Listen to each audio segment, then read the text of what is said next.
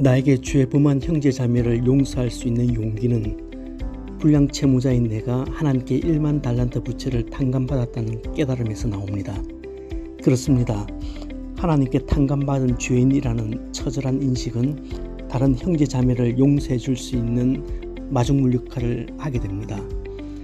저는 오늘 형제자매를 용서해야 하는 이유에 대해서 좀 다른 시각으로 나 중심적으로 한번 생각해 보려고 합니다. 그 첫 번째 이유는 내게 죄범한 형제자매를 용서하지 않으면 내 기도가 막히기 때문입니다.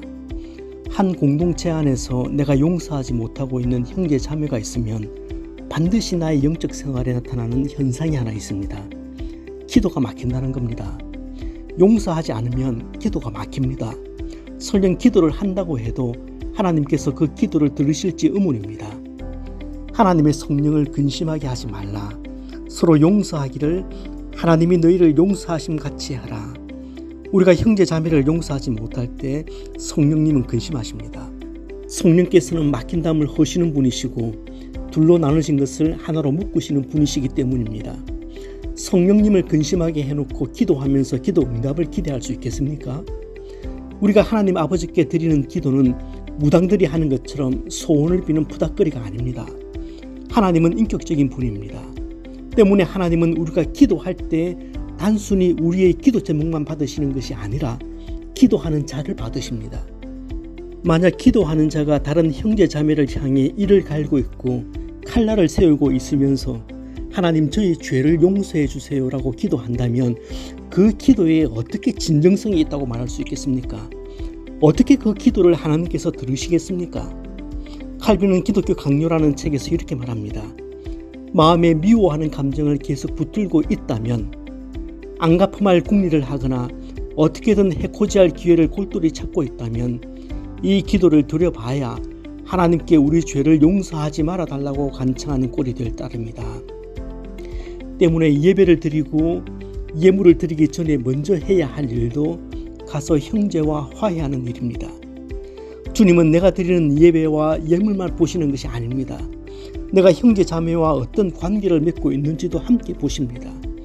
혹시 기도가 막히고 하늘문이 닫힌 것 같다면 그 원인 중에 하나를 다른 사람과의 관계에서 찾아보는 것도 틀리지 않습니다. 형제를 용서할 때 내 기도의 문도 활짝 열립니다. 내게 죄범한 형제자매를 용서해야 하는 두 번째 이유는 결국 그것이 나 자신을 놓아주는 행위이기 때문입니다. 제 안에는 상처가 있습니다. 아버지에게서 받은 상처, 동료에게서 받은 상처, 교우들에게서 받은 상처, 목회 연수만큼이나 크고 작은 다양한 상처들이 있습니다. 어디 저만 그렇습니까? 누구나 상처를 가지고 있습니다. 그런데 이 상처를 성령의 도움으로 녹여내신 분은 그 상처가 정말 별이 됩니다. 그러면 그 사람은 헨리 나웬이 말한 것처럼 상처 입은 치유자가 되어 자신과 같은 혹은 자신과 비슷한 아픔을 겪고 있는 사람들에게 아주 좋은 치유자의 역할을 하게 됩니다.